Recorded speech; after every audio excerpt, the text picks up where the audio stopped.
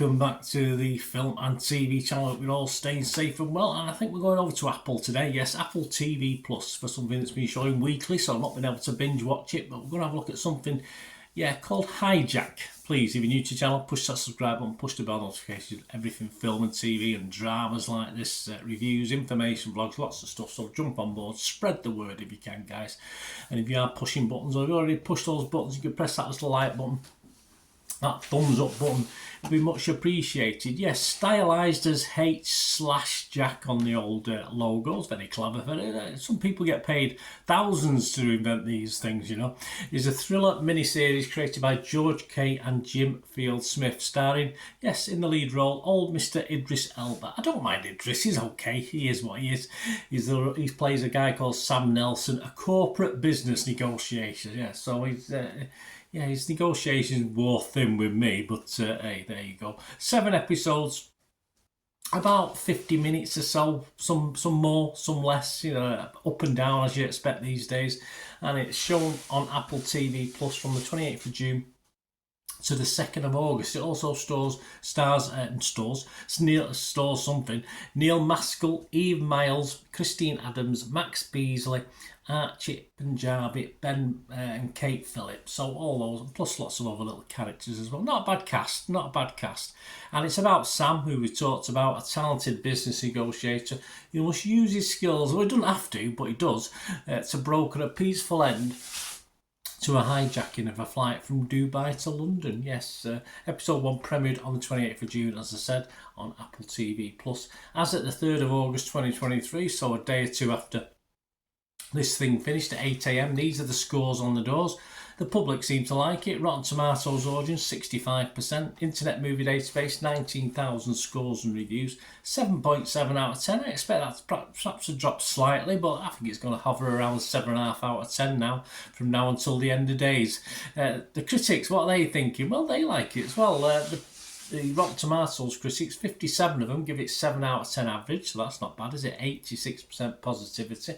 The consensus, largely devoid of storytelling turbulence, see what they did there, and benefiting greatly from its real-time pacing. Yeah, I like that. I never really clicked with me that. It was fairly real-time till I was sort of well into the series.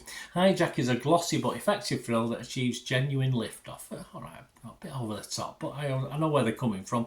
Metacritic uses their average of 66 out of 100, so a little bit less. That's based on 26 critics. Let's have a look at a couple of critics that we know very well that we cover in this programme that I do, this vlog that I do. Brian Tillerico from RogerEbbett.com website. He wasn't overly impressed. He gave it 2.5 out of 5, so about 5 out of 10. My maths is superb, isn't it? HIJACK builds to an impressive final chapter, an episode that allows Elba to use all his skills to try and save the day. Yet, like the whole, the final episode goes on a few scenes too long, stretching disbelief. Yes, a lot of disbelief in this. You have to stretch it to enjoy it. If you're going to be all... I know a guy who's...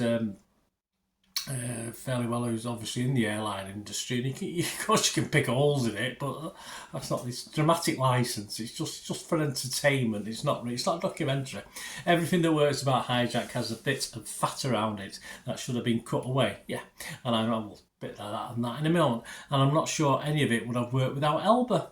Possibly sitting in the seat of his career, unsure where he's going to land.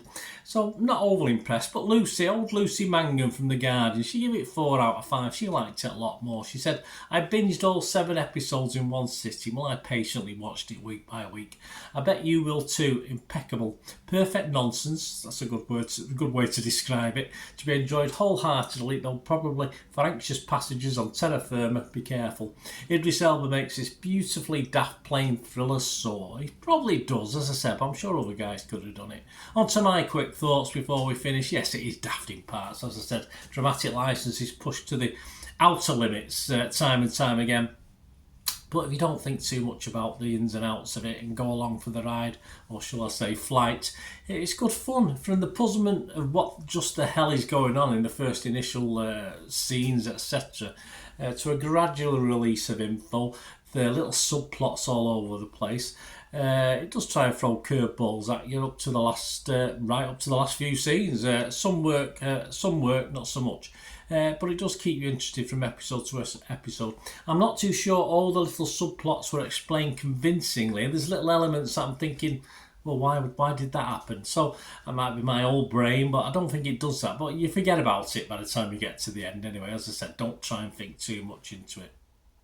I like to binge watch, but like Lucy Mangan there from The Guardian, she did it. I didn't. I just watched one week by week, and in fairness, I thought it was probably better. I probably enjoyed it more watching it weekly. I think some of the characters would have really got on my nerves if I'd watched a solid 7 episodes as Lucy did, and that includes Idris as well. I think he would have got on my nerves.